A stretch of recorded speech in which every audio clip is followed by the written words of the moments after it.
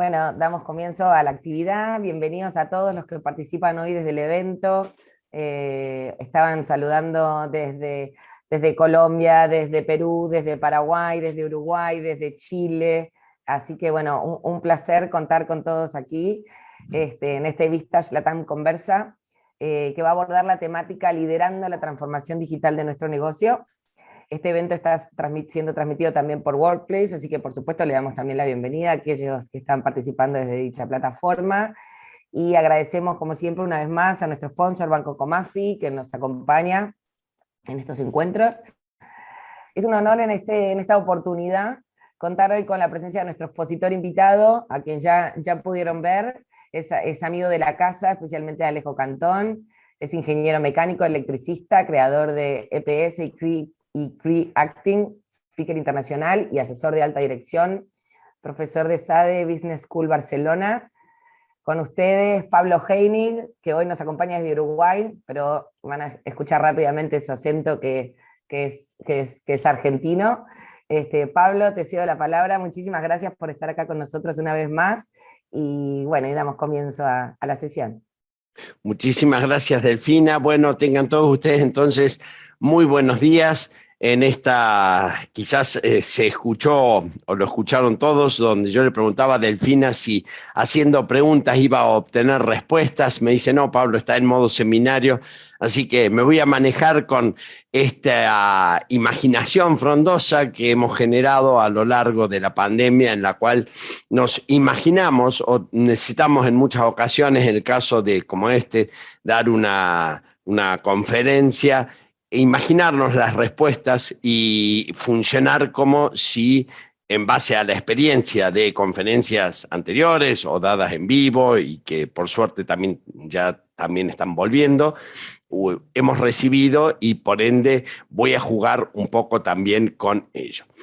Bueno, para comenzar, entonces, yo lo primero que quiero es comenzar este seminario con el título, tal como lo dice, que es Liderando la transformación digital de nuestro negocio. Esta figura que les estoy mostrando no es casual, porque vamos a hablar de ella, y mi primera pregunta que voy a hacer, a la cual sé que no voy a obtener respuesta, pero me gustaría saber quiénes de ustedes, entre comillas, están teniendo esta sensación al tener que liderar un negocio en el año 2021, en este mundo que nos ha tocado vivir, y en LATAM, ¿sí? Particularmente, que le agrega unos condimentos muy particulares a esta realidad mundial que estamos viviendo. Por supuesto, con las realidades regionales, las de cada país, las particularidades que seguramente van a ir saliendo. Tal como les dijo Delfina, yo soy ingeniero, lo que pasa es que mecánico electricista, lo que pasa es que después de recibirme mejor dicho, mientras estaba estudiando ingeniería, empecé a estudiar teatro, y cosa que hice después durante 20 años, me recibí de ingeniero, después empecé a estudiar filosofía, psicología, y hoy, si tuviera que definirme, les diría que soy un ingeniero que procesa los contenidos blandos de la psicología y la filosofía, los procesa con cabeza de ingeniero, los presenta tratando de acudir en la medida de lo posible a las dotes histriónicas que me dio el teatro, y posteriormente los vuelve a bajar a tierra como ingeniero, al punto de que de cada metacompetencia de las que les voy a hablar hoy, que nos demanda este entorno, tiene aplicaciones móviles para que la gente pueda seguir entrenándolas después de los programas, los seminarios, los workshops que dictamos. Dicho de esta manera, entonces, intuyo que muchos de ustedes se han de sentir identificados con esta imagen. La gran pregunta es, ¿cuánto podrá? La figura muestra a un humanoide, ¿verdad? Si se está viendo bien, parecería que, bueno, quizás tiene capacidades infinitas, pero un ser humano normal y corriente, ¿cuánto puede aguantar en esa situación? Seguramente, no sé, de acuerdo a su estado físico, 1 hora, 2 horas, 3 horas, pero finalmente va a ser succionado. Por eso que vamos a denominar vórtice.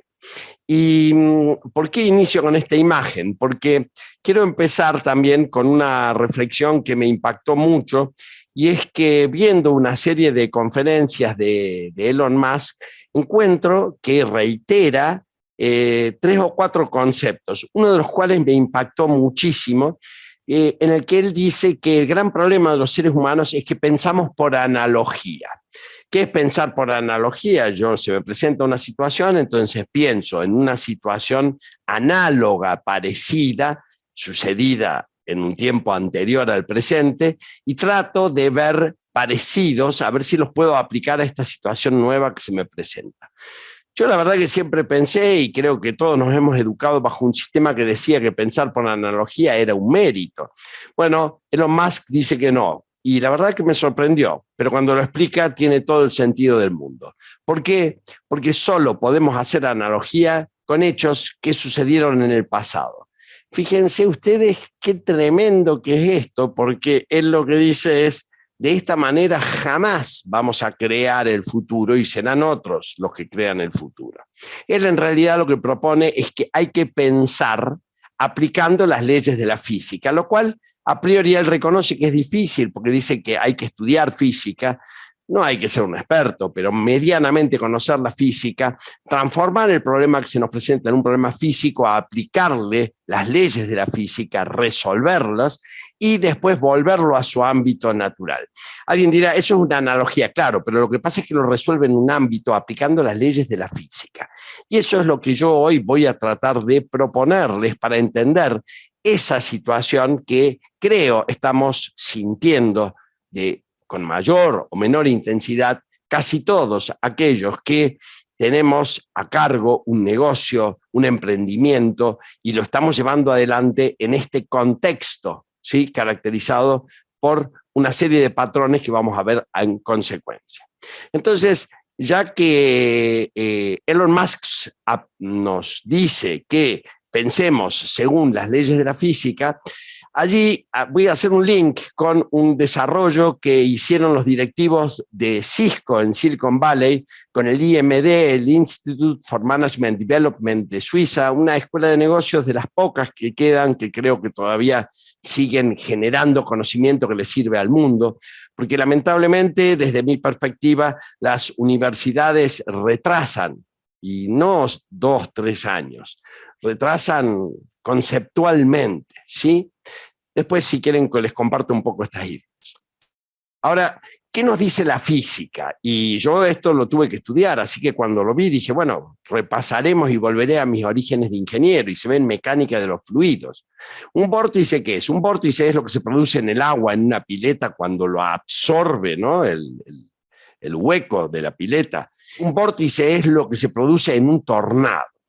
Y la física nos puede vaticinar algunas cosas de lo que pasa de un elemento que es absorbido por un vórtice, aunque comparado con otras situaciones físicas es mucho menos predecible. O sea, la física logra predictibilidad de lo que va a suceder con los elementos en función de las leyes físicas. Sin embargo, para el vórtice hay pocas leyes. 3 de las grandes leyes del vórtice nos dicen lo siguiente. Primero, ningún objeto que esté expuesto o en la zona del vórtice escapa a las fuerzas de atracción del vórtice. Si hoy tengo que decir, el planeta entero está dentro del área afectada por el vórtice, por lo cual todos vamos a ser atraídos hacia ese vórtice tarde o temprano. Por otro lado, a medida que el objeto se acerca, por supuesto que la velocidad se acelera.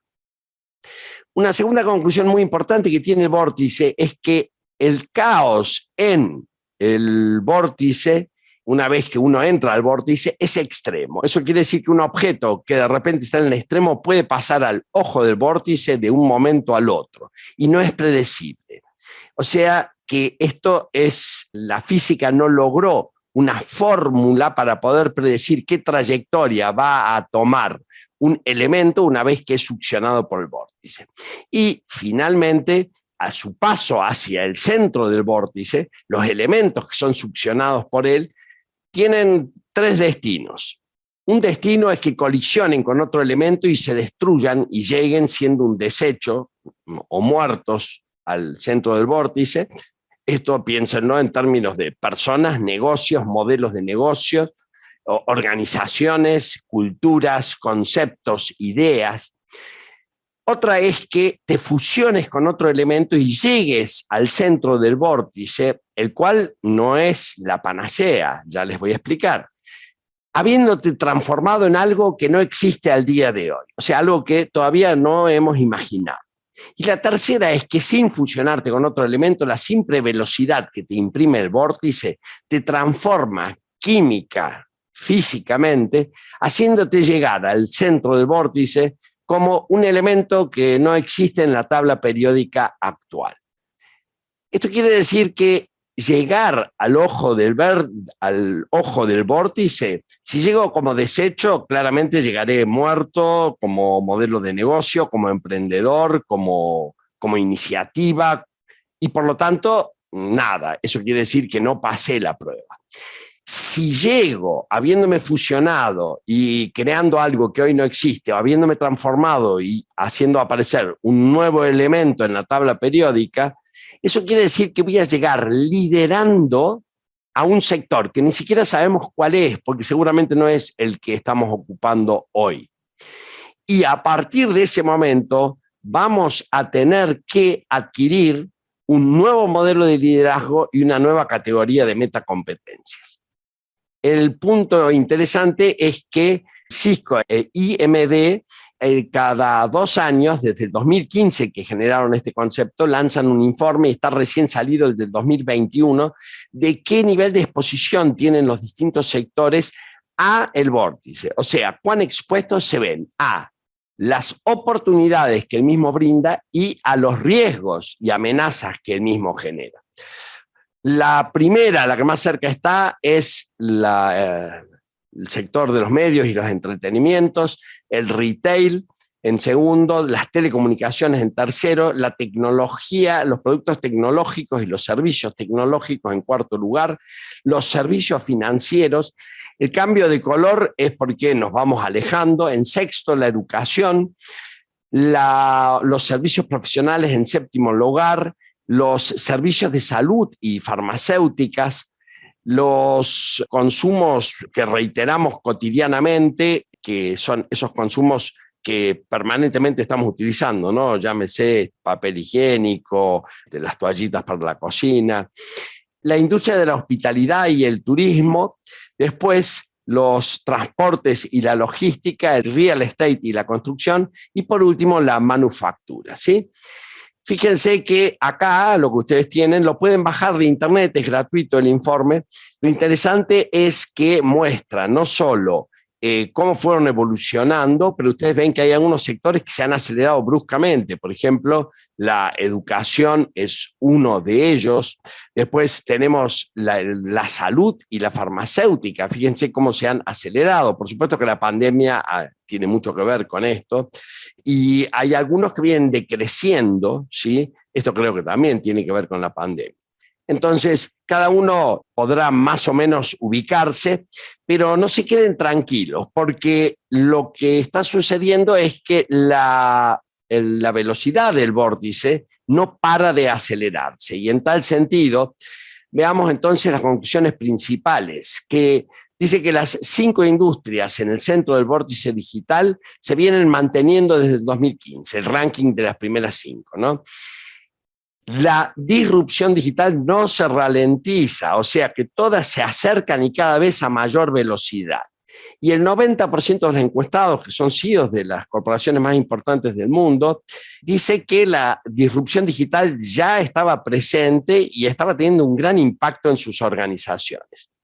¿Cuáles son los grandes motores hoy de esta disrupción digital, de esta transformación y aceleración digital? La atención médica y farmacéutica, el comercio minorista, la pandemia tuvo un gran impacto en él, la educación y los servicios profesionales. Algunas otras conclusiones es que la aceleración de la brecha del saber hacer en la transformación digital todos los CEOs y los directivos consideran que se ha ampliado. O sea, si bien todos son conscientes de esto, no tienen aparentemente las habilidades para transformar la conciencia de esto en acciones. No saben qué hacer frente a esto. Por el otro lado, fíjense qué interesante, porque el 53% pasó al 61% que contestaron que no tienen una estrategia unificada para afrontar la transformación digital. O sea, que son estrategias fragmentadas. ¿Y esto qué me hace pensar a mí? Que cada uno hace lo que puede y lo que cree que es conveniente, porque no hay un método sistémico para abordarla, más allá de que todos nos llenemos la boca con la palabra transformación digital. Y lo que sí resulta interesante es que aparece en el 2021 una perspectiva por demás optimista con respecto al vórtice digital, a pesar de la incertidumbre que nos genera. Vamos a ver cuál es el verdadero problema al que nos enfrentamos y el pequeño sacudón de árbol que quiero hacer, porque el tiempo de mi exposición no da para que pongamos en práctica o hagamos alguna práctica de esto, pero lo primero que quiero compartir con ustedes es que los seres humanos tenemos una forma de pensar, sentir y actuar netamente lineal. Por eso nos encantó cuando el de National Geographic la encontró a ella 40 años después y todos dijimos envejeció. Y claro, ¿qué otra cosa iba a pasar? Nos encanta la linealidad de tiempo. Somos seres biológicamente lineales. Nadie se acuesta midiendo 1,20 y amanece midiendo 1,70. Y si eso sucede, rápidamente tendría que ir al médico y si es un hijo tuyo, habría que llevarlo al médico. Es una anomalía. La lógica lineal en realidad subyace inconscientemente. Nuestra toma de decisiones es lineal. Siempre el ejemplo que pongo es que cuando uno, por ejemplo, cruza una calle, uno mira el punto al que quiere llegar, ¿sí? Lo ve, uno ve el auto a la velocidad que viene. Si uno cree que va a llegar al punto al que quiere llegar antes que el auto, se lanza a cruzar. Ahora, si una vez que uno se lanzó a cruzar, el auto acelera con respecto a la velocidad que venía, nos vemos en problemas, ¿o no? ¿Y qué es lo que nos puso en problemas? Que el auto, al acelerar, rompió con una presunción inconsciente que yo tenía de que el auto iba a mantener la velocidad constante. Eso es un modo de pensar netamente lineal. Si partimos de esta base, tengo una mala noticia para darles, y es que hubo una revolución. Primero tuvo la revolución industrial que dio pie a esta forma de pensar, pero después vino la aparición de la televisión, la aparición de la virtualidad, de la inmediatez, pero a partir de la aparición y de la irrupción de la informática, tan trabajada por Singularity University, partiendo del concepto de la ley de Moore. Moore es uno de los cofundadores de Intel, que se tomó el trabajo de hacer un gráfico de cómo estaba evolucionando la capacidad de procesamiento de un ordenador por cada $1.000 invertidos. Al día de hoy, año 2000, cuando unió los puntos se dio cuenta que era una curva netamente exponencial. Y entonces, esto lo hizo en los fines de los años 60 y predijo que las computadoras iban a duplicar su capacidad de procesamiento cada año. Después se corrigió, dijo no, va a ser cada 2 años. A partir de ese momento la curva, por supuesto, no fue perfectamente así como está dibujada ahí, tuvo sus oscilaciones, pero medianamente se viene manteniendo. Siempre aparecen los momentos en los que dicen no, ahora se aplana, y ahí ¿qué pasa? Empiezan a aparecer materiales nuevos, en este caso como por ejemplo el grafeno, que le vuelven a dar impulso. Y se viene manteniendo. Al día de hoy, con $1.000 que invirtamos en una computadora, la capacidad de procesamiento que yo tengo en mi computadora, que es aproximadamente de ese valor, es cercana a la de un cerebro humano. Pero si la ley de Moore sigue, en el año 2050, vamos a llegar a tener con $1.000 la capacidad de procesamiento de todos los cerebros de la humanidad. Al día de hoy, 7.600 millones de habitantes. Esto, como siempre digo, es un dato de esos impactantes, pero no sabes bien para qué te sirve. Y yo después lo voy a retomar, pero se lo digo ya. El dato es absolutamente relevante. Esta tecnología, más un sacudón rápido que les voy a pegar por un montón de tecnologías, le están imprimiendo el ritmo de evolución al entorno. ¿Qué quiere decir? el entorno en el que nos movemos evoluciona a ese ritmo. Cuando la gente dice, las cosas están cambiando más rápido, tenés razón, no es subjetivo. ¿Y qué lo generan? Estas tecnologías. Esto es paradójico porque seres lineales fuimos capaces de generar tecnologías que evolucionan a un ritmo exponencial, le imprimen el ritmo de evolución exponencial al entorno y nos meten en problemas. Miren, les recomiendo este libro de Paco de Brie, Creatividad Exponencial. Él allí trabaja con este concepto de exponencialidad y siguiendo un poco la línea de Singularity, pero él habla de un conjunto de tecnologías que habría que mirar, y ya van a ver que después cómo lo integramos a un modelo de liderazgo para no caerse de esta transformación digital que está sufriendo el mundo. Lo hace también porque le gusta mucho el arte, con obras artísticas futuristas, por lo cual yo les voy a poner obras artísticas futuristas, pero voy a tratar de hacerle comentarios para que vean cómo cada una de estas cosas que, según la figura, parece que son un futuro lejano, ya están entre nosotros. Entonces, primero, el aprendizaje automático, todo esto es inteligencia artificial. El aprendizaje superficial es el aprendizaje automático. Son las computadoras que sin ser diseñadas para eso, empiezan a aprender por sí solas a través de procesos iterativos. Esto está produciendo un cambio tremendo en el mundo, ya lo vamos a ver. El aprendizaje profundo es más. ¿Por qué? Porque no es el aprendizaje a partir de iteraciones. Es mucho más complejo todavía y el aprendizaje profundo tiene mucho que ver con algo que vamos a ver un poquito más adelante, que son las redes neuronales. Prácticamente, y también la computación cuántica. Y esto tiene que ver con la capacidad de las computadoras de hacer análisis que empiezan a asemejarse a lo que puede hacer un cerebro humano. Otra cosa que deberíamos tener en cuenta, los asistentes virtuales. En realidad, muchos de nosotros ya estamos dependiendo del asistente virtual que cuando lo perdemos nos agarra una angustia tremenda. Si no, díganme, el teléfono, ya no sabemos llegar a un lugar sin la asistencia virtual de Waze o de Google Maps. Le preguntamos a Siri o a Bixby cualquier duda que tengamos y nos va asistiendo cada vez más, la agenda se nos va metiendo, nos va tirando alarmas. Entonces ya los tenemos, pero esto se va a intensificar y aceleradamente. Después les voy a hablar de algo, una trampa en la que no deberíamos caer, que es decir, nosotros estamos en Latinoamérica, falta tiempo para que esto llegue. Por favor, no caigan en ese engaño. La argumentación humana, esto es algo fantástico. Y Elon Musk en realidad dice que ya está sucediendo. ¿Qué es esto? Es básicamente la fusión entre la biología y la tecnología.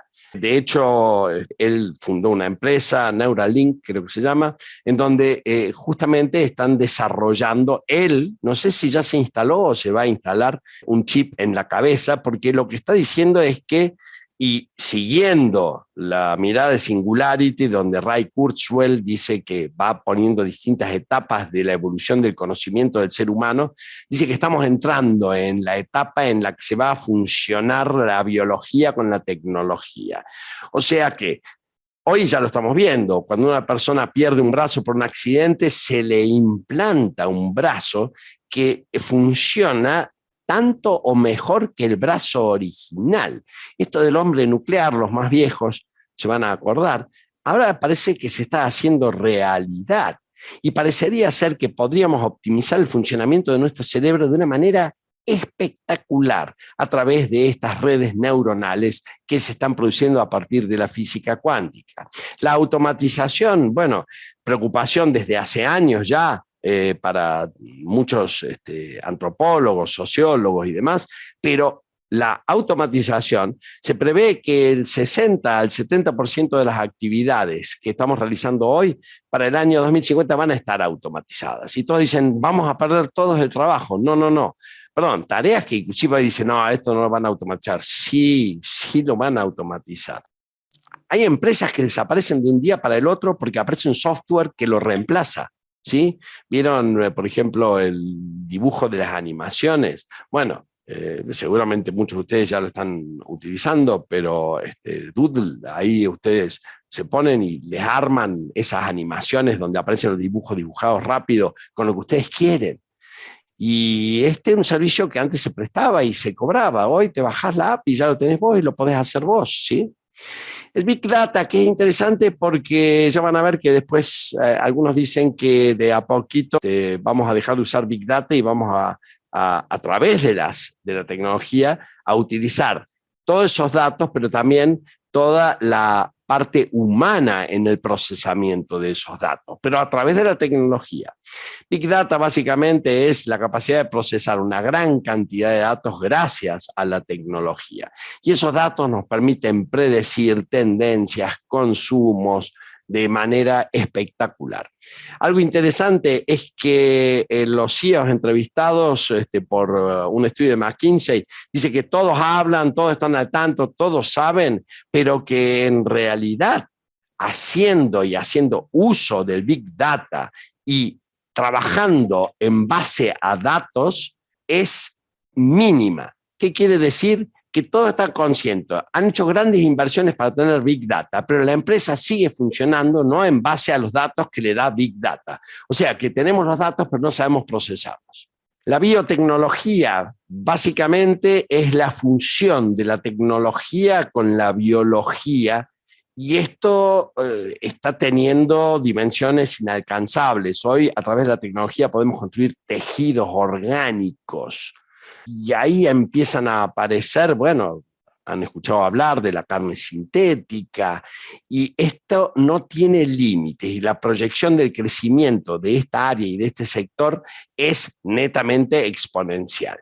Blockchains saben que básicamente es la garantía que nos da una operación para que se realiza a través de tener nodos en varias máquinas, y cada máquina tiene una codificación alfanumérica como de 40 caracteres, lo cual le da una seguridad total, pero por el otro lado es imborrable, o sea que queda una transparencia infinita. El primer producto que arroja blockchain son las criptomonedas. O sea, la criptomoneda es hija del blockchain. La ciberseguridad se empieza a convertir en un elemento crítico. Empiecen a mirar, por favor, cada una de estas tecnologías y piensen cómo va a impactar en vuestro negocio, porque yo voy a ir un poco a eso, que parte del nuevo modelo de liderazgo que necesitamos es hiperconciencia de cómo están evolucionando estas tecnologías. Y yo menciono estas hoy, pero mañana tienen que revisar a ver si no apareció otra. Ciudades inteligentes, hay desarrollos múltiples, en el libro de Paco de Brie pueden consultarlo, pero los prototipados de cómo van a ser las ciudades dentro de 5, 6, 7 años son realmente espectaculares. Y una cosa, ya está todo para que esto suceda. No es que esto, a pesar de la imagen, no puede suceder. Lo que está faltando es que el ser humano lo haga. Otra, computación cuántica. Bueno, la física cuántica es la que lleva a estudiar las partículas más pequeñas del universo. Y se dan cuenta que tienen comportamientos que son contrarios a los que la intuición física tradicional de partículas más grandes tiene. Y esto lo utilizan para desarrollar la computación cuántica. ¿Y esto qué quiere decir? Que la computación cuántica tiene una potencia mucho mayor que la que conocemos actualmente, porque se movería tanto con lo que hoy conocemos de una computadora, que hace acciones repetitivas, que si bien elabora cosas y demás. Lo de la computación cuántica es lo que acerca a la computación a que sea y se convierta en un ser humano. Estas redes neuronales, por ejemplo, de las que le hablo, son hijas de la computación cuántica. La computación en la nube, no hace falta que se los explique, cada vez tenemos más cosas en la nube. Las primeras veces nos daba pánico subirlo, y hoy tenemos gran parte de toda nuestra documentación, de nuestros trabajos, están en la nube. Esto modifica sustancialmente nuestras formas de trabajo. Los drones, bueno, no hace falta explicarlo. Digo, hoy las guerras se desarrollan a través de drones. Imagínense el impacto que esto tiene, el impacto que tiene en el comercio, el impacto que tiene en la información. Las energías renovables están llevando el costo del kilovatio hora a cero. ¿Y eso qué quiere decir? Que, bueno, ahí viene lo de Elon Musk. Si él se hubiera movido por analogía, no hubiera nunca hecho el auto eléctrico, porque en el momento en el que él se lanzó a hacer eso, el costo de la energía era altísimo y era inviable. El peso de las baterías era inviable. Esto avanzó tanto, y lo más interesante es que las energías renovables hacen que el costo del kilovatio hora tienda a cero. Las proyecciones que tenía el Departamento de Energía de Estados Unidos, que iban a suceder en el año 2050, ya se produjeron en el año 2018. Así que imagínense ustedes cómo se ha acelerado el vórtice. Los hologramas, en realidad no me importa tanto detenerme en el holograma, estoy hablando de la presencia virtual, de algo que empezamos cuando apareció la televisión, y es la omnipresencia. Podemos estar simultáneamente presentes en varios lugares. Este proceso se va a intensificar a una velocidad descomunal en los próximos años. O sea que vamos a poder estar presentes, como hoy, a través de Zoom, yo estoy en toda Latinoamérica, pero de maneras cada vez más contundentes, en las que la diferencia entre la virtualidad y la presencialidad van a ser cada vez más exiguas. Las impresoras 3D, bueno, son un mega proceso democratizador, porque ponen al alcance de la mano, en términos de costos, cosas que antes eran imposibles. Hoy en tu propia casa podés hacer cosas, y hay industrias que desaparecen. Y por el otro lado, vuelvo a decir, reduce tremendamente los costos democratizando, por ejemplo, implantes. Ustedes ven miles de proyectos de emprendedores que hacen implantes, hacen distintos tipos de accesorios, de aparatos, a través de las impresoras 3D, y el costo de una impresora 3D hoy es relativamente accesible para casi cualquier persona de clase media. La interfaz cerebro-computadora, tenemos que pensar que nuestros clientes de cara al futuro, entre ellos y nosotros, siempre va a haber una interfaz tecnológica. Ya la hay. Yo los otros días iba por un shopping y paso y me suena una alarma acá en el celular y me dice: a tu izquierda está el pantalón que te gusta. Miro y había un pantalón que me encantaba. Y digo, empecé a mirar y dije: está Gran Hermano acá. ¿Y qué era? Nada, simple. Tenía el detector, el negocio, y yo había estado en la página web del negocio cuando el detector del negocio, el sensor del negocio detectó que mi celular estaba pasando cerca, me mandó un mensaje, y por supuesto salí con el pantalón comprado. El Internet de las cosas, lo estamos viendo, ya estamos empezando a manejar nuestra casa a través del celular, tenemos las cámaras, prendemos el aire acondicionado, la calefacción, las luces, programamos las cosas, y a través de Internet empezamos sin que haya una conexión directa, a manejar cosas en distintos lugares del mundo. La nanotecnología, ni que hablar. Hoy micropartículas nos podemos introducir en el cuerpo, y lo que antes era una quimioterapia hoy va al punto donde está. No aplica a todos, lo sé, no aplica a todos los cánceres ni demás, pero en muchos casos puede ir directamente a la zona del tumor y allí tirar la droga que tiene que tirar.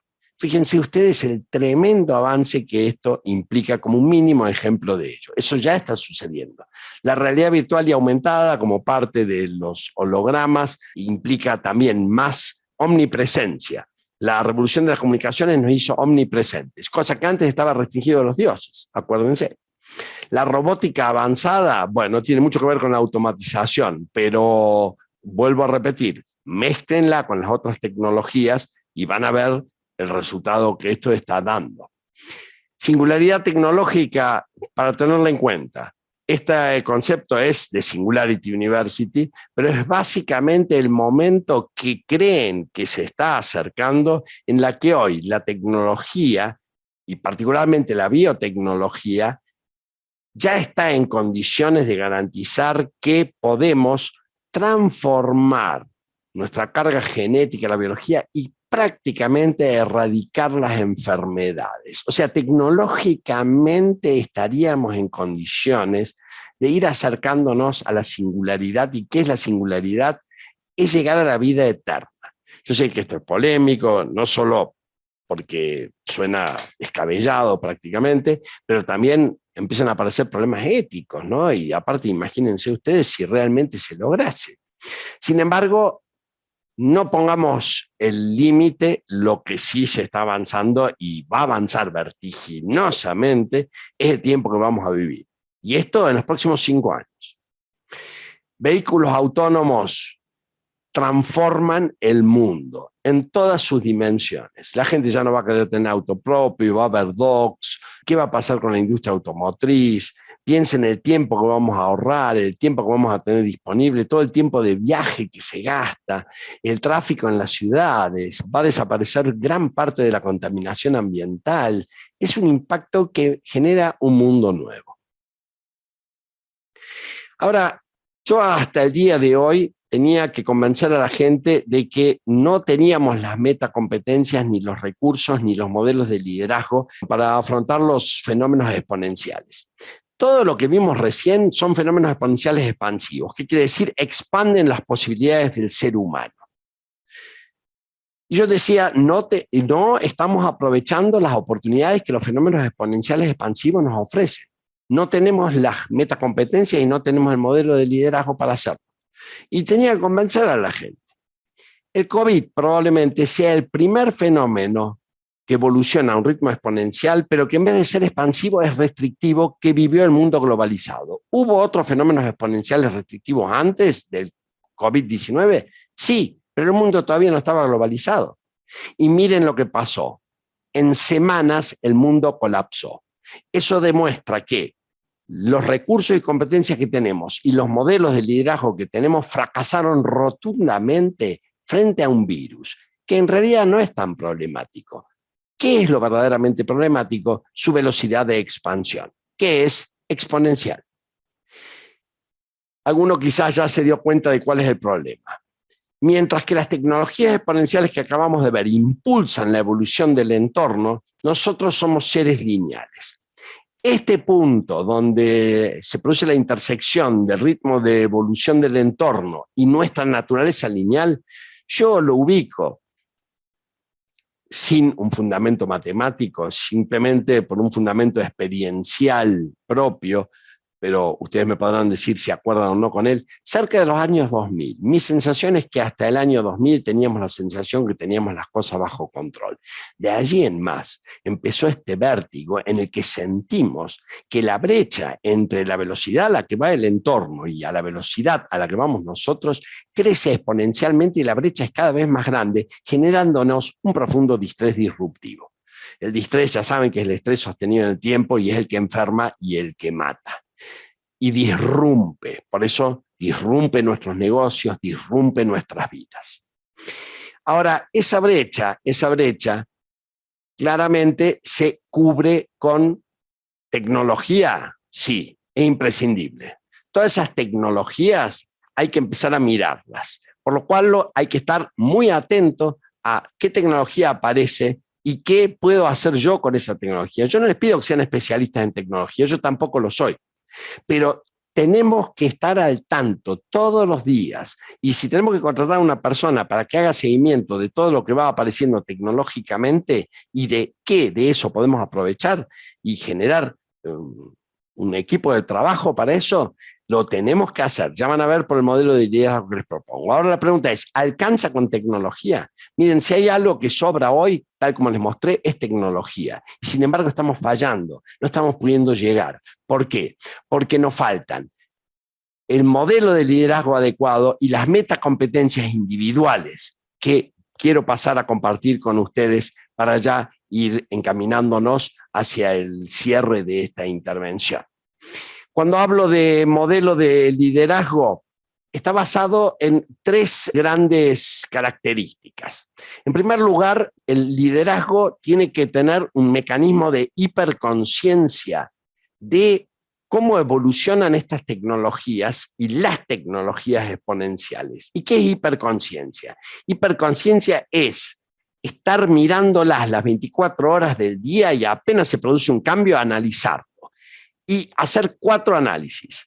¿Cómo impacta en mi cliente interno? ¿Cómo impacta en mi cliente externo? ¿Cómo impacta en mi sector en el que estoy? ¿Y cómo impacta a mi realidad operativa, la realidad operativa de mi organización? Cuando hablo de realidad operativa, hablo de la gerencia de operaciones, de la dirección de operaciones, porque es ahí a donde primero van a pegar las tecnologías, ¿sí? El segundo punto es una forma de toma de decisión. ¿Se acuerdan que les dije que McKinsey hizo una entrevista y dijo que todos están de acuerdo con el Big Data y demás, pero que la empresa sigue funcionando, tomando decisiones sin hacer uso de los datos y termina siendo más un proceso intuitivo que basado en datos? Bueno, la toma de decisión tiene que ser una toma de decisión basada en datos y para ello tenemos que empezar a tener la información y a saber procesarla, pero también un formato de toma de decisión basada en la teoría de la complejidad. Y allí aparece una matriz que muchos de ustedes ya quizás vieron, que es la matriz Cinefin, que habla de los escenarios simples, complejos, caóticos, y te da un proceso muy rápido de qué pasos tenés que seguir para tomar la decisión. ¿Por qué? Porque tenemos que estar hiperconscientes de lo que pasa con las tecnologías. Tenemos que tomar decisión basados a la información que nos dan toda la tecnología que hoy nos da. Y a la vez tenemos que tener un proceso de toma de decisión muy rápido, porque después el tercer pilar es la ejecución rápida. Esta era lo que demanda es hacerlo muy rápido, estando hiperconsciente. Me doy cuenta cómo impacta. Rápidamente lo proceso, tomo una decisión en base a los datos, utilizando la teoría de la complejidad y rápidamente lo bajo a tierra, porque si no lo va a hacer otro. Como verán, por supuesto, hay en la conjunción de ambos lo que este es el modelo desarrollado por el IMD, lo que ellos llaman el liderazgo ágil. No se confundan con las metodologías ágiles. Las metodologías ágiles, en todo caso, son una herramienta que uno puede usar para esto, pero no remite a eso. Fíjense que hay áreas de deficiencia, ¿no? Y que en realidad tenemos que tener las 3. Y habla también de 4 actitudes fundamentales del líder para llevar adelante este estilo de liderazgo. El compromiso ya no lo pone tanto con el proyecto más, sino con estar comprometido a escuchar. ¿A escuchar a qué? ¿A quién? A los demás, a escuchar el feedback negativo. Elon Musk, casi patológicamente, pero no permite que le den feedback positivo. Él dice, yo solo decime qué es lo que no te gusta, porque si yo sé lo que no te gusta, puedo accionar y puedo tenerte feliz de por vida. Así que, ¿qué quiere decir esto? Estar dispuesto a escuchar, no hablar tanto, escuchar, preguntar, escuchar, preguntar, escuchar, preguntar, preguntar, preguntar. Muchas declaraciones de ignorancia. Humildad. Señores, hay que entender que el que más sabe no lo tenemos nosotros, no está con nosotros. Tenemos que salir a buscarlo. Así que esa humildad hay que tenerla. Adaptable. ¿Qué quiere decir esto? Es un concepto un poquito distinto a lo que conocemos con adaptabilidad. Cambiar la opinión que tenemos sobre las cosas apenas aparecen hechos que demuestran que la opinión que tengo no es más válida. Y por último, visionario en términos de ¿qué? De tener una visión dinámica que va cambiando en el día a día en base a la hiperconciencia y a la toma de decisión, como comentamos recién. ¿Por qué? Porque hoy tenemos que tener en el día a día, aunque vaya cambiando de un día al otro, una visión clara, porque va a ser más importante que un plan detallado, porque los planes detallados no se sostienen. ¿Qué les ha pasado en estos últimos meses? ¿Cuánto dura el plan que hiciste hoy? Una semana y ya lo tenés que volver a cambiar.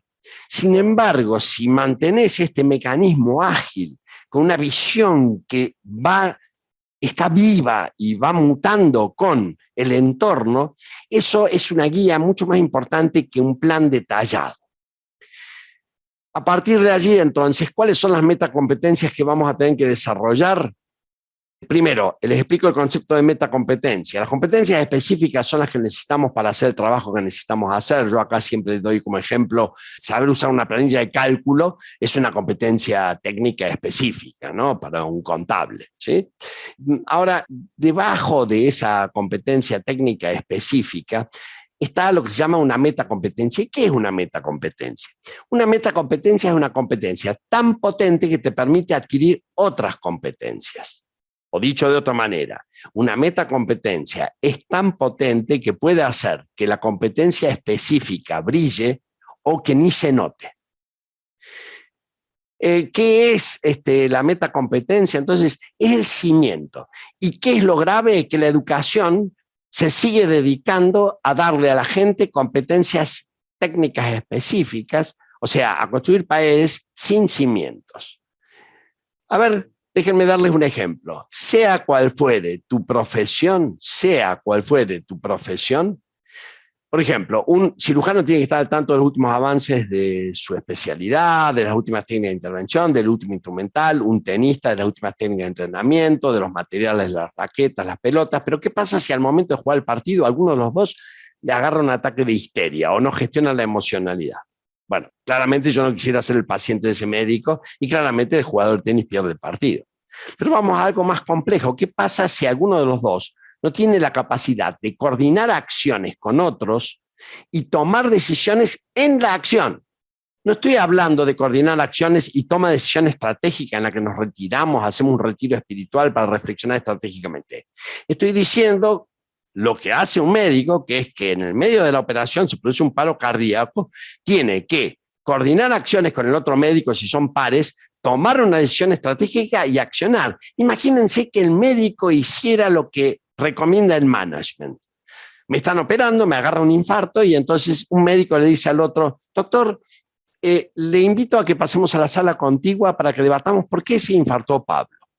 Y entonces pasan 2 horas, vuelven, la enfermera está estupefacta al lado de mi cadáver y le dicen, señorita, ya sabemos exactamente por qué falleció Pablo. Y entonces la enfermera le dice, pero doctor, pero se murió y hace 2 horas. Ustedes ni siquiera trataron de reanimarlo, pero sabemos exactamente por qué se murió. Señores, hoy táctica y estrategia se fusionan. Por eso hablan de que la visión es más importante que un plan detallado. ¿Saben por qué? Porque tenemos que ser capaces de ser tácticamente estratégicos y estratégicamente tácticos. O sea que mientras estoy operando, tengo que tener la capacidad de ser estratégico, de coordinar acciones con el otro, de negociar en la acción, mientras estoy en el barro. Fíjense ustedes que los modelos de negociación que utilizamos implica que te tenés que retirar a planificar la negociación. Bueno, nosotros trabajamos con un modelo de negociación en la acción. Surge y tenés que ahí negociar, ¿sí? Vamos entonces a mostrarles las metacompetencias que este modelo de liderazgo demanda y con esto voy a cerrar mi exposición.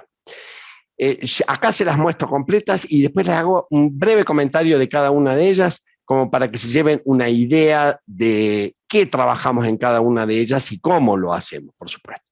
La primera, la gestión de la racionalidad, la gestión de la emocionalidad, la segunda, la gestión de la corporalidad. Ese es el core. Después hay una suprametacompetencia, ya van a ver, porque todas se ponen a disposición de esa última que voy a mencionar. Alrededor de ellas está la capacidad de escucha, después la gestión de la confianza, el diseño y gestión de reuniones y conversaciones de desempeño exponencial, la coordinación de acciones, negociación y toma de decisiones en la acción, mientras estoy operando, mientras estoy jugando el partido, la gestión de la innovación disruptiva, la gestión del cambio personal, grupal y organizacional, que ya van a ver, es contra lo que dice el 99% de los libros de management. Y por último, la gestión de la atención creativa, donde trabajamos sobre la medición del estrés y el burnout, pero también sobre la medición del nivel de felicidad y satisfacción que el trabajo otorga, porque hoy tenemos las reglas para diseñar los procesos de trabajo para que generen satisfacción. Entonces, dicho esto, déjenme hablarles 2 frases de cada metacompetencia y con esto ya cerramos porque nos vamos acercando, no, pero todavía estamos bien, porque arrancamos a las 11:10. La capacidad para generar sentido de vida es la suprametacompetencia. ¿Por qué digo suprametacompetencia? Porque todas las demás se ponen a disposición de estas. ¿Qué quiere decir? la gestión de la emocionalidad, la racionalidad, la corporalidad, la capacidad de escucha, todo va a estar a disposición de que vos puedas desarrollar tu vida y darle sentido en este entorno caracterizado por la dinámica de un vórtice.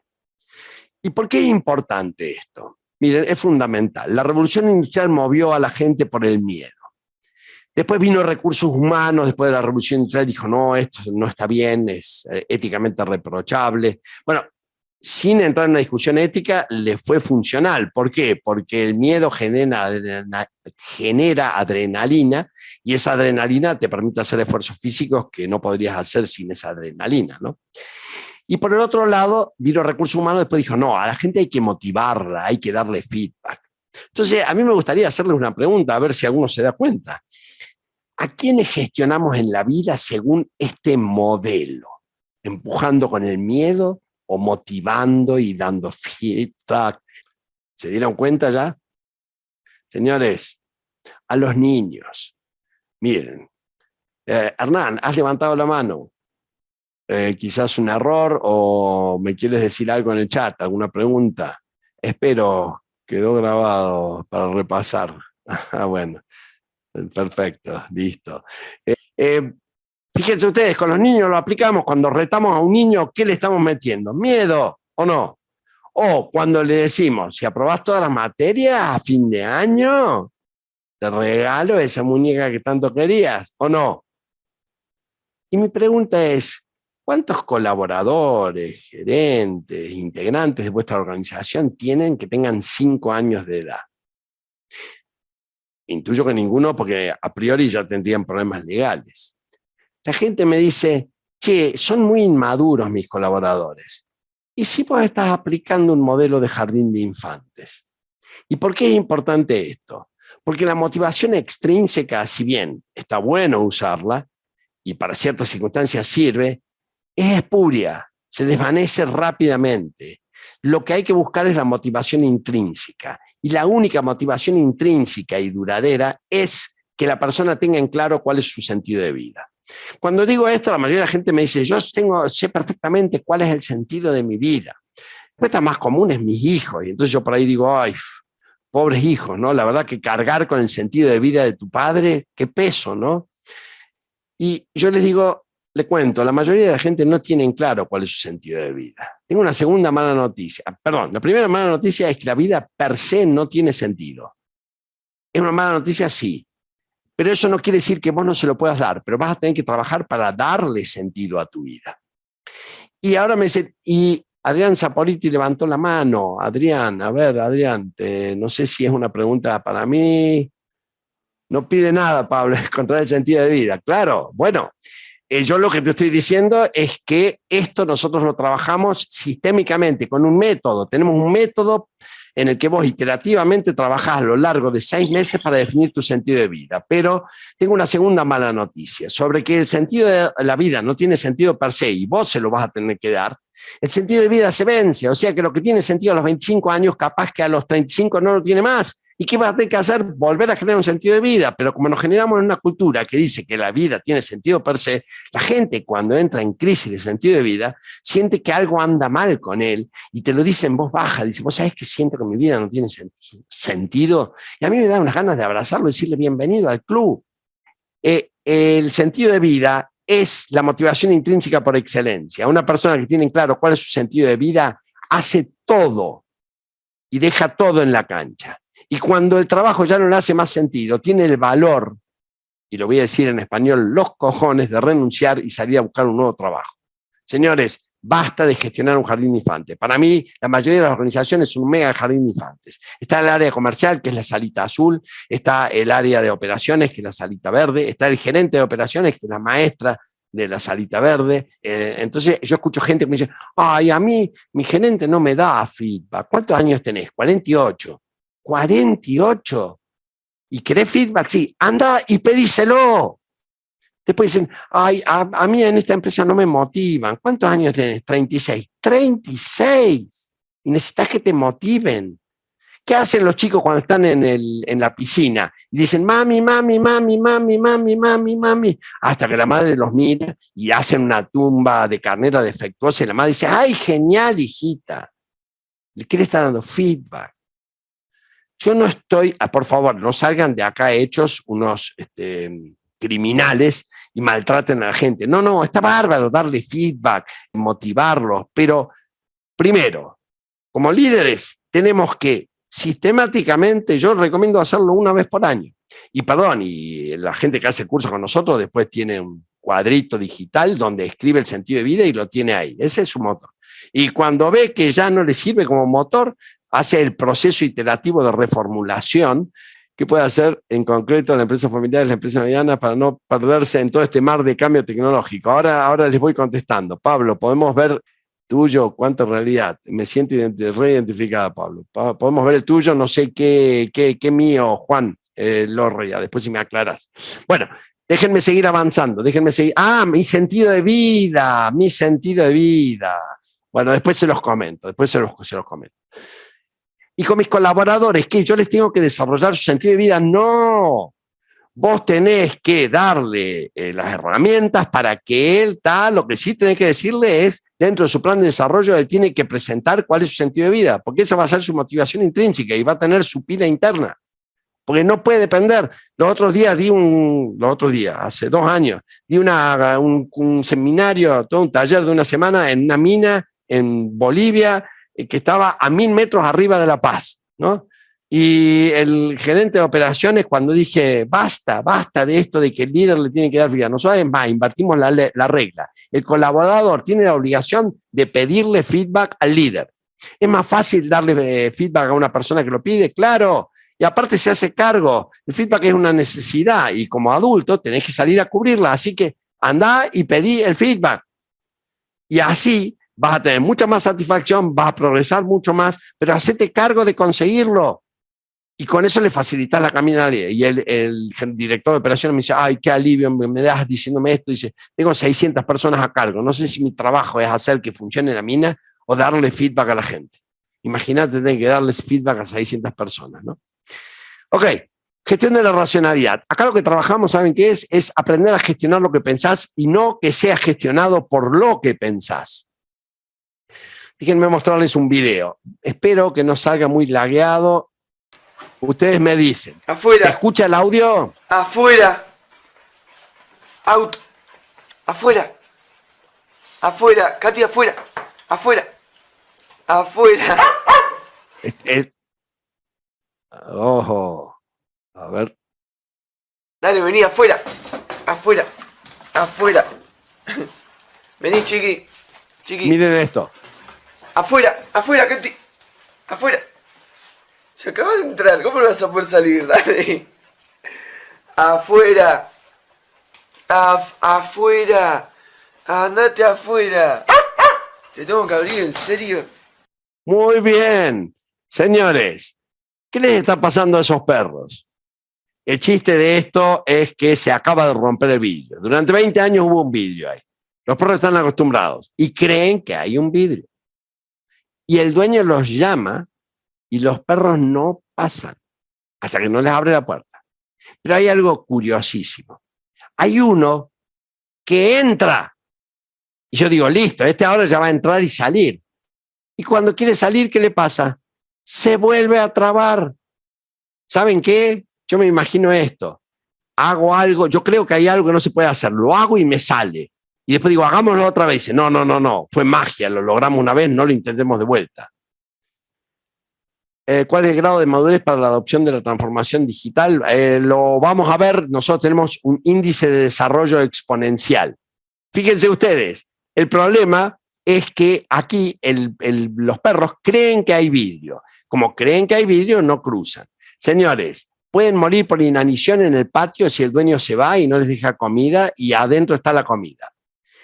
Yo les puedo asegurar que cada uno de ustedes y yo mismo tenemos miles de vidrios imaginarios que no desafiamos. Por eso, en gestión de la racionalidad, trabajamos sobre 2 cosas. En el poder generativo del lenguaje, para que utilices el lenguaje para generar las realidades que vos querés generar, porque una parte del lenguaje es generativo, y la otra es que empiezas a trabajar en base a juicios fundados. Estos perros están trabajando en base a un juicio infundado, y esto es muy común.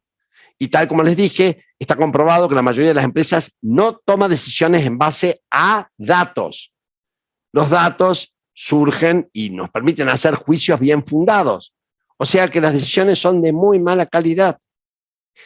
Y como esto está cambiando tan rápido, el juicio que hoy está bien fundado, mañana está infundado porque se rompió el vidrio. Por lo cual tenés que desafiar los juicios que vos emitís sobre la realidad todos los días. Tenés que enjuiciar tu juicio. También tenemos un método para hacerlo. Sigo, gestión de la emocionalidad, imprescindible. La emocionalidad es el combustible de la acción humana. Nadie puede hacer lo que quiere hacer si no tiene la emoción que necesita para hacerlo. Miren, simplemente me gustaría preguntarles quiénes de ustedes van sistemáticamente al gimnasio. Seguramente el 20% está levantando la mano. ¿Quiénes de ustedes intentaron hacerlo y fracasaron? Será el otro 80%. Y yo les pregunto, ¿les falta claridad intelectual para saber que el sobrepeso, que la falta de ejercicio hacen daño? Yo les puedo asegurar que no, esta claridad la tenemos todos, o me equivoco. Y entonces me decís, ¿por qué no podés sostener el hábito del gimnasio? Y yo te digo, yo te explico por qué. Porque te falta tener una emocionalidad positiva con el hábito de ir al gimnasio. Y cuando digo esto, es que te falta la capacidad de regular tus emociones. Este concepto hoy, gracias a, entre otras cosas, el avance de las neurociencias, de la biotecnología y demás, tenemos la capacidad de regular nuestras emociones. ¿Y qué significa regular nuestras emociones? Es sentir la emoción que quiero sentir en el momento que la quiero sentir, de la forma en la que la quiero sentir. Este es un entrenamiento en el que trabajamos sobre la regulación de los estados de ánimo y la regulación de las emociones, haciendo seguimiento con aplicaciones móviles que te van haciendo hacer cosas, con alarmas que se te disparan a lo largo del día, con mediciones que te permiten medir cuál es tu tasa de positividad mínima, porque el desempeño exponencial demanda que tengas unas proporciones de emociones positivas bien determinada por encima de las negativas, y esto es lo que trabajamos en gestión de la emocionalidad. Vital. El que no puede sostener el gimnasio es porque no pudo generar una emoción positiva con la actividad del gimnasio. ¿Sí? Fíjense que disruptivo es el concepto porque nosotros trabajábamos las emociones como si fuera algo que uno padece. La gestión de la corporalidad, esto es muy disruptivo y muy novedoso, pero es una bomba y no saben los resultados interesantes que estamos obteniendo. Ken Robinson dice que hemos dejado el cuerpo rezagado en las empresas para que sea el transporte para llevar nuestra cabeza de una reunión a la otra. Y la verdad, por lo que usamos el cuerpo en la organización, no está tan equivocado. Seguramente ustedes están de acuerdo si yo les digo que lo que pienso afecta a lo que siento. ¿Que lo que siento afecta a lo que pienso? Sí. ¿Que lo que pienso suele verse reflejado en el cuerpo? ¿Y que lo que siento suele verse reflejado en el cuerpo? Ahí casi seguro estamos todos de acuerdo. La pregunta es, ¿el modo en el que pongo el cuerpo será capaz de modificar lo que pienso y lo que siento? Me imagino respuestas diversas. Por suerte, esta mujer se hizo la pregunta, y quizás muchos de ustedes ya vieron el video, Amy Cuddy. Es una psicóloga social americana que se hizo esta pregunta e hizo un experimento.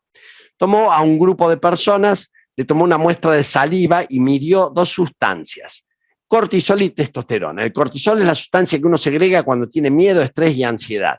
Y la testosterona es la hormona que cuando uno tiene altos niveles de testosterona se siente poderoso, sentís que podés con todo. Te dice, para el año que viene tenés que triplicar las ventas. Y vos decís, ¿por qué no cuadriplicarlas? Sentís que no hay límites. ¿Vieron esos días? Y hay otros días que decís, ¿me podés alcanzar un vaso de agua? Decís, no puedo. Ahí tenés menos 30 de testosterona, ¿no? Los mide. Después los tiene 2 minutos en posiciones neuromusculares expansivas, de poder. Y vuelve a medir el nivel de cortisol y testosterona. Y después vuelve a hacer lo mismo, pero los tiene 2 minutos, solo 2 minutos, 120 segundos en posiciones neuromusculares de miedo, estrés y ansiedad, y vuelve a medir. Miren los resultados.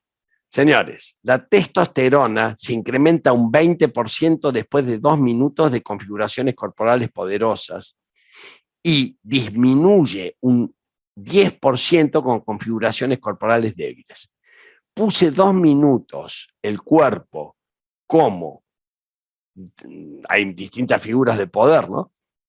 Y se me cambia la química del cuerpo, con una variación del 30%. ¿Y qué pasó con el cortisol? Después de 10 minutos de configuraciones corporales poderosas, bajó un 10% y se incrementó un 15% después de configuraciones corporales débiles. Ahí tenemos un 25% de variación. Señores, esto es una bomba. Quiere decir que el modo en el que yo pongo el cuerpo, si lo sostengo un rato, aunque yo no me sienta así, voy a terminar sintiéndome como de la manera en la que estoy poniendo el cuerpo. Todo esto que han escuchado de la risoterapia, en definitiva, no es ni más ni menos que eso. Me empiezo a reír, el cuerpo es porque nuestro cerebro es la parte más fácil de engañar de nuestro cuerpo. El cuerpo cree que me estoy riendo y empieza a segregar dopaminas. Y eso me hace sentir mejor. O sea, tiene un fundamento. Hay también mucha cosa chanta o poco seria, ¿no?, detrás de esto. Esto lo combino con un maestro que tuve el placer de conocer, que es Stuart Heller.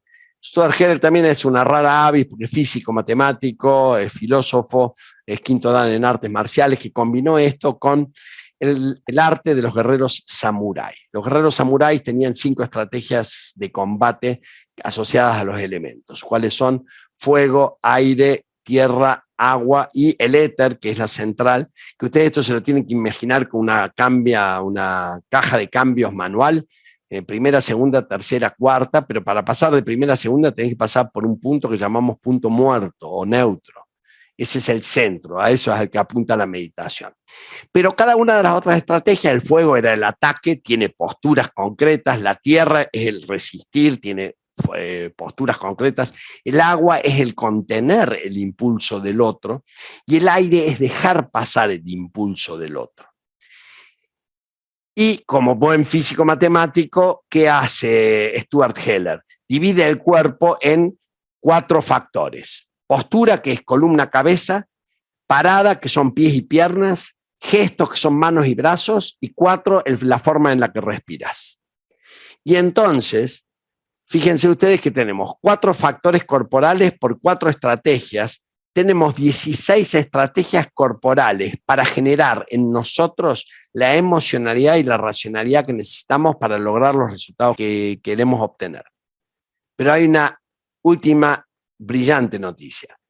Todas las personas tienen neuronas espejo. Las neuronas espejo son las neuronas que utilizamos para aprender cuando somos pequeños, por imitación.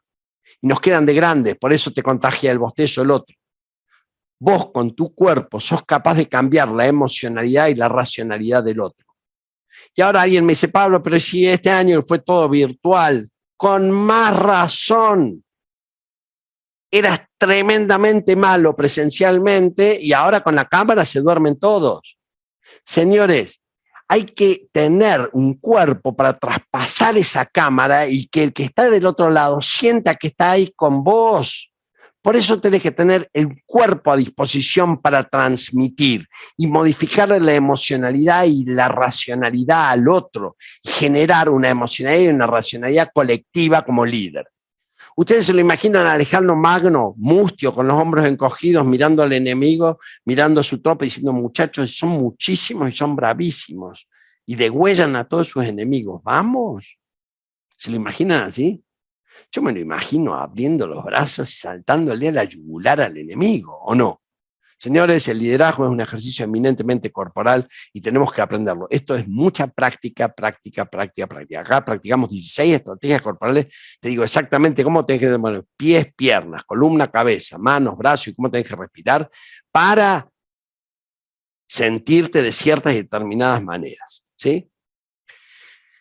La capacidad de escucha, me decís, Pablo, esto es viejísimo, esto es un refritado viejo. No. La capacidad de escucha la venimos entrenando, la escucha activa. ¿Saben qué? Nosotros hablamos de un concepto que se llama la capacidad de escucha racional, emocional y corporal. Y eso es saber escuchar con la razón lo que te dice el otro, con la emoción lo que te hace sentir y registrar lo que te genera en el cuerpo. Pero por el otro lado, leer al otro racionalmente por lo que dice, emocionalmente, darse cuenta de qué emocionalidad está y leerlo corporalmente. Yo, con gestión de la corporalidad, puedo hacer un diagnóstico de en qué está el otro y saber de él cosas que ni él sabía de él. A continuación, la gestión de la confianza. Si la emoción de la revolución industrial fue el miedo, la de la transformación digital es la confianza. El líder tiene que ser un constructor de confianza. ¿Y qué es la confianza? La confianza es una emoción. Entonces, un líder tiene que ser un generador de una emoción que se llama confianza. Ahora, las emociones, ¿cómo se generan? A partir de los hechos.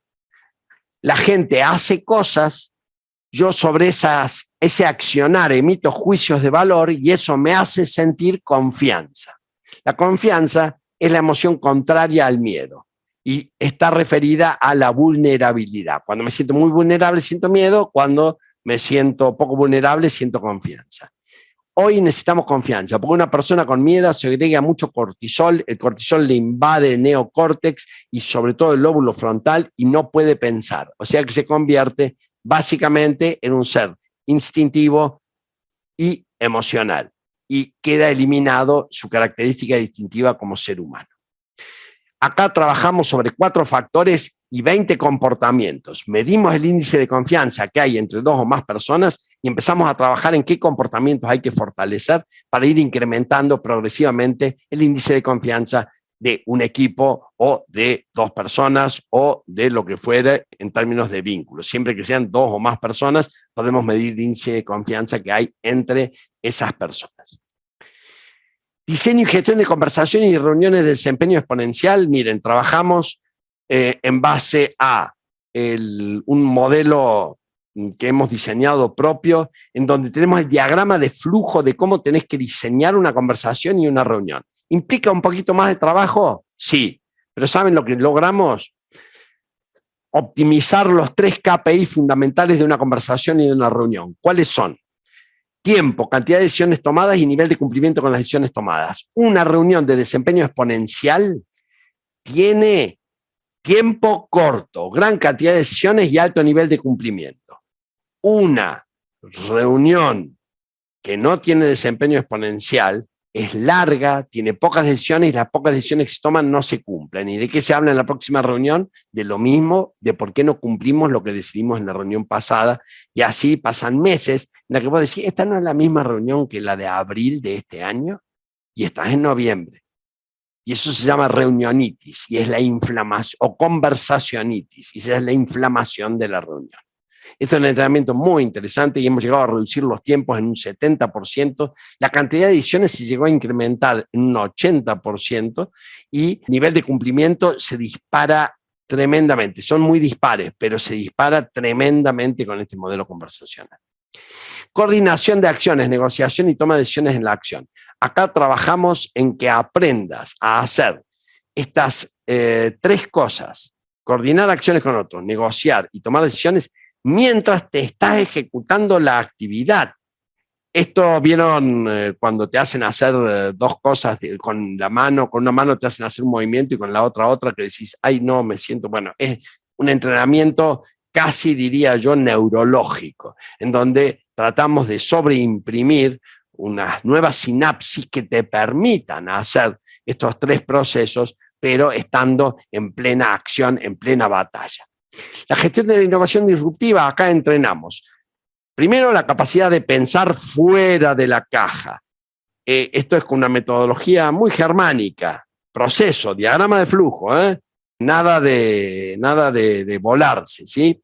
En esa innovación disruptiva, lo que trabajamos es el entrenamiento y después trabajamos sobre la disrupción, los modelos de negocio con cuáles son las características de los modelos de negocios exponenciales y digitales fundamentalmente, y por el otro lado, la experiencialización de tus productos y servicios, que es cómo convertir tus productos en generadores de experiencias memorables.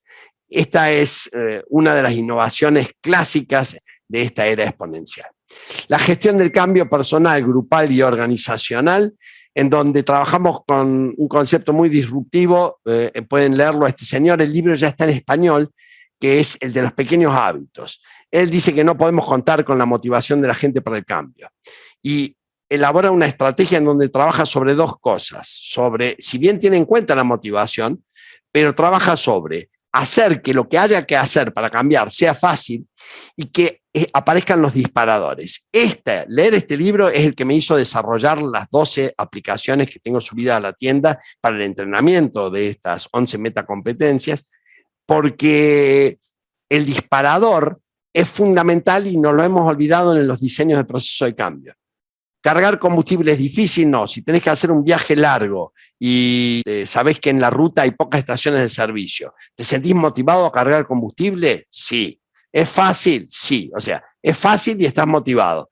Si tenés roto el indicador de combustible y venís con la cabeza en otra cosa, ¿es posible que te olvides? Sí. Fíjense ustedes la gran relevancia de los disparadores para instalar nuevos comportamientos. Para eso, hoy la tecnología es una ayuda tremenda. El celular, una vez que me metí en tu celular, suenan alarmas a distintas horas del día, te hacen hacer cosas y me permiten trabajar en ese mes, 2 meses, hasta 3 meses, hasta que se imprime la sinapsis del nuevo hábito y se instala en tu cotidianeidad. Y el cambio real se produce. Y también trabajamos sobre el proceso de gamificación que demuestra grandes resultados. Pueden entrar a la página de Fan Theory, un proyecto auspiciado por Volkswagen. Fíjense ustedes el experimento, esto quizás muchos ya lo vieron, pero el experimento que hicieron, esta es la salida en 1 hora pico del subte en Estocolmo, en donde se produce embotellamiento en la escalera mecánica y la escalera de cemento queda vacía. Entonces, ¿qué hicieron? Miren esto.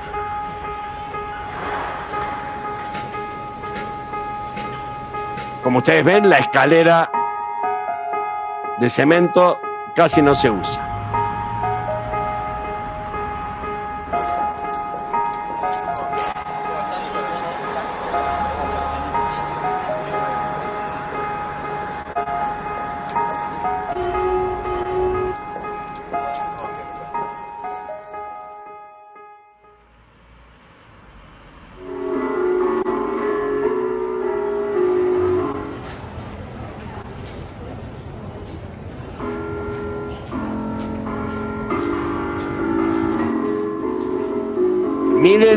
Miren el impacto de esto.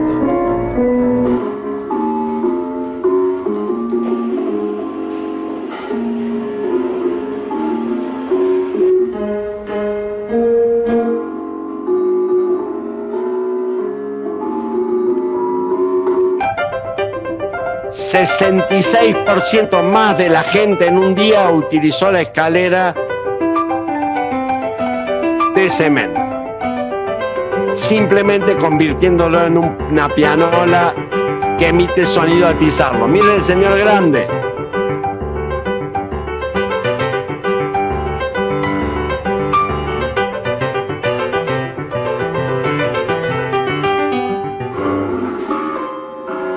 Bueno, siempre hay gente que tiene tiempo de sobra, ¿no? Bueno, señores, son 11 reglas para gamificar un proceso. No piense que van a necesitar tecnología. Acá hay tecnología. Simplemente aplicando algunas de esas reglas, las posibilidades de que el cambio se produzca junto con la aplicación de la teoría de los pequeños hábitos se incrementa exponencialmente. Y dejamos de trabajar con los viejos conceptos de gestión del cambio.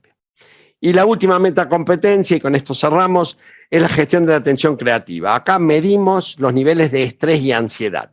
Una persona que está bajo niveles de estrés y ansiedad sostenidos en el tiempo pasa a tener distrés y finalmente termina en un estado de burnout. Bajo estrés ya es imposible que tenga un desempeño exponencial. ¿Por qué? Tal como les dije, segrega cortisol, eso invade el neocórtex y el lóbulo frontal. El lóbulo frontal es lo que nos hace distinto a todos los seres. Acá manejamos la abstracción, la creatividad, la innovación. Por ende, una persona estresada es un animal, se mueve por instinto y por emoción. Por eso se ponen violentas las sociedades cuando hay miedo, ¿sí? Del miedo pasan a la violencia, vuelven al miedo, están estas explosiones, pero pasa a ser un ser bastante rudimentario, que tiene poca diferencia con un animal. Pero también medimos los niveles de satisfacción y ahí nos inspiramos en la psicología positiva, particularmente un nombre que es difícil, pero búsquenlo al libro, Flow, Mihaly Csikszentmihalyi. Ustedes pongan Flow, Mihaly, con H, y ya les va a aparecer, quédense tranquilos. Él estudió el fenómeno de felicidad y descubrió cuáles son las características de una experiencia de felicidad.